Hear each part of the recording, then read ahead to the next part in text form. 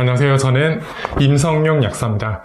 오늘은 이제 임산부와 그리고 프로바이오틱스에 대한 이야기를 좀 드리려고 해요. 많은 임산부들이 이제 임신 중에 태아에게 도움될 수 있는 여러 가지 영양제들을 많이 챙겨 드시고 계실 거예요. 대표적으로 이제 많은 전문가들이 그런 영양제 중 5가지만 꼽자면 엽산, 칼슘, 그리고 철분, 오메가3, 그리고 마지막으로 유산균을 많이 꼽곤 합니다. 그렇다면 이 중에 과연 유산균은 어떠한 이유로 임산부에게 추천되는 것일까요? 바로 본론 들어가서 간단하게 먼저 정리를 해보자면 유산균의 기능성을 살펴보면 다음과 같습니다. 첫 번째로는 이제 원활한 배변 활동을 돕는 기능성이 있고요.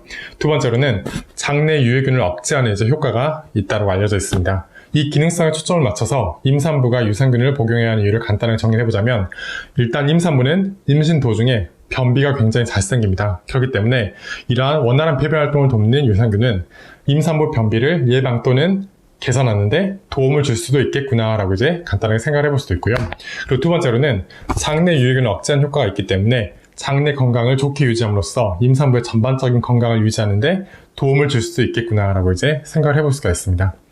그렇다면 과연 이게 전부일까요? 이것만 설명하자면 뭔가 아쉬운 부분이 있겠죠. 그래서 제가 몇 가지 더 도움이 될 수 있다고 알려진 부분들을 간단하게 정리를 해드리도록 하겠습니다. 그런데 이런 내용을 먼저 소개해드리기 전에 한 가지만 먼저 말씀드리고 싶은 것은 아직까지는 유산균에 대한 연구 자체가 걸음마 단계라고 보시면 될 것 같아요. 그래서 많이 언급되는 효과들 자체가 사실 아직까지는 가설인 경우도 있고요. 그뿐만 아니라 물론 여러 가지 연구가 있긴 하지만 그 연구가 굉장히 이제 소규모 연구거나 근거 등급이 떨어지는 경우도 굉장히 많습니다. 그렇기 때문에 이러한 효능 효과를 100% 다 맹신을 해서도 안 되고요. 그냥 참고사항 정도 생각하시면서 나의 건강에 도움이 될 수 있겠구나라고 정리를 하시는 게 가장 좋을 것이라고 생각을 합니다.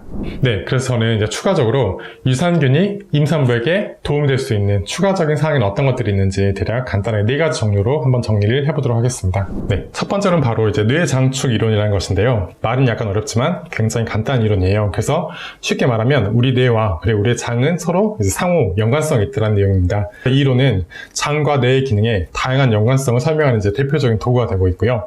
이와 관련된 내용은 정말 다양합니다. 그래서 임산부에게만 국한되는 게 아니라 인간의 전반적인 유산균의 이점에 대해서 이제 설명할 수 있는 그런 내용인데요. 일단 임산부에 국한하여 설명을 드리자면 장과 뇌는 서로 상호 간에 긴밀한 신호 시스템을 갖추고 있고요. 따라서 임산부가 겪는 스트레스나 감정 변화가 장 상태에 영향을 줄 수 있고요. 반대로 장의 상태에 따라 임산부의 호르몬이나 기타 여러 가지 화학적인 영향을 줄 수 있기 때문에胎의 발달이나 성장에도 여러 가지 영향을 줄 수 있다고 전문가들은 이제 언급을 하고 있습니다. 네, 두 번째로 이제 설명드릴 가설은 바로 이제 신생아 아토피와 연관된 이론이에요. TH1, TH2 면역 가설이라고 하는 내용인데요. 이는 면역력을 설명하는 대표적인 가설 중에 하나로 TH1과 TH의 균형이 깨지면 면역에 문제가 발생할 수 있다는 이론입니다. 그래서 신생아 아토피의 경우에는 이 TH2가 증가되면서 문제가 생길 수 있다고 설명을 하고 있고요.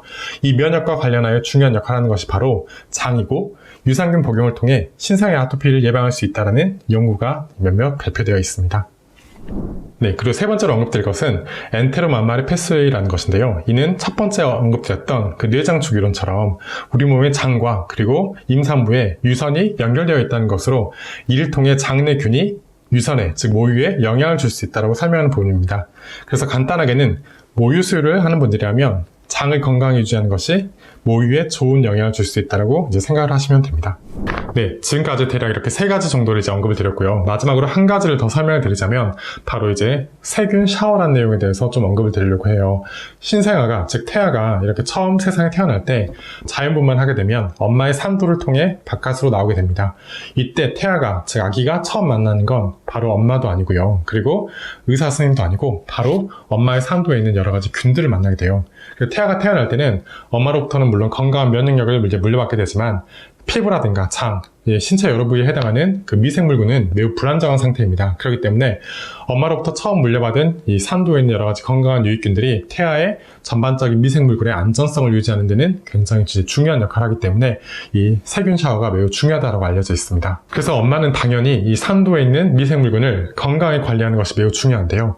그렇다면 과연 이 산도에 있는 미생물군을 도대체 어떻게 하면 건강하게 관리를 할 수 있을까요? 이와 관련해서 좀 더 쉽게 이해할 수 있는 부분은 많은 여성분들이 들어보셨거나 또는 이제 드셔보셨을 것이라고 생각을 해요. 바로 질유산균 또는 여성 유산균이라고 알려진 그런 제품들을 많이 보셨을 거예요. 그런 유산균들은 보통 먹었을 때 여성의 질 건강에 도움을 줄 수 있다고 알려진 그런 이제 제품들입니다. 아니, 일반적으로 상식선에서 우리가 유생균을 먹게 되면 그런 유생균들은 장을 통과하여 대부분 대변으로 빠져나간다라고 이제 생각을 하실 거예요. 그런데 과연 그런 유생균 제품들이 어떻게 여성의 질 건강에 도움을 줄 수 있는 것일까요? 네, 이러한 사실을 설명하는 이제 몇 가지 논문들도 발표되어 있고요. 그 중에는 이제 SCR급 논문도 발표되어 있는데, 이러한 이제 유생균들의 효능을 설명하는 기전은 다음과 같습니다. 일단 사람이 유생균을 먹게 되면 그 균들이 대변을 통해 밖으로 빠져나가게 되는데, 그때 항문에 묻어있는 여러 가지 균종들이 대략 4cm 정도 되는 회음부를 거쳐 여성의 질에 이제 영향을 줄 수 있다고 설명하고 있는데요.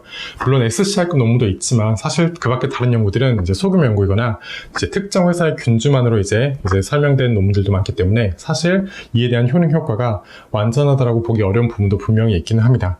그렇지만 대략 일단은 효과가 있다고 가정을 했을 때, 그렇다면 과연 어떤 유산균들이 여성의 질 건강에 즉 도움이 될 수 있을까요? 이를 밝혀낸 건 그리 오래되진 않았습니다. 사실 예전에는 우리가 사람 몸에 있는 이런 여러 가지 균들을 검사하기 위해서는 그 균들을 채취하여 배양을 통해 어떤 균들이 있는가를 우리가 확인하는 경우가 굉장히 많았습니다. 그런데 좀 더 이를 쉽게 확인할 수 있는 계기가 있었어요. 바로 게놈 프로젝트라는 것입니다. 그래서 아마 많은 분들이 아마 들어보셨을 거예요. 이제 클린턴 대통령 시절인데, 그때만 해도 이 유전자 지도, 인간의 유전자 지도가 완성이 되면 인간은 대부분의 모든 질병을 이제 극복할 수 있을 것이라고 생각을 했었습니다. 그런데 막상 게놈 프로젝트가 완성이 됐지만 사실 많은 질병들이 아직도 정복되지는 않았습니다. 대신 그때 한 가지 인간이 취득한 이제 이점이 있었는데요. 바로 그 유전자 분석 기법이 굉장히 빠르게 발달했다는 것입니다.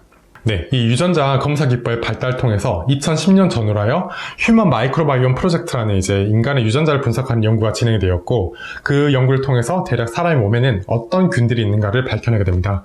근데 그때 이제 특이적으로 여성의 질에는 인간의 몸에서 유일하게 대략 한 가지 속의 균종들이 50% 이상을 차지하고 있다는 걸 밝혀내게 되는데, 바로 그 균들이 락토바실러스 속 이제 균들입니다.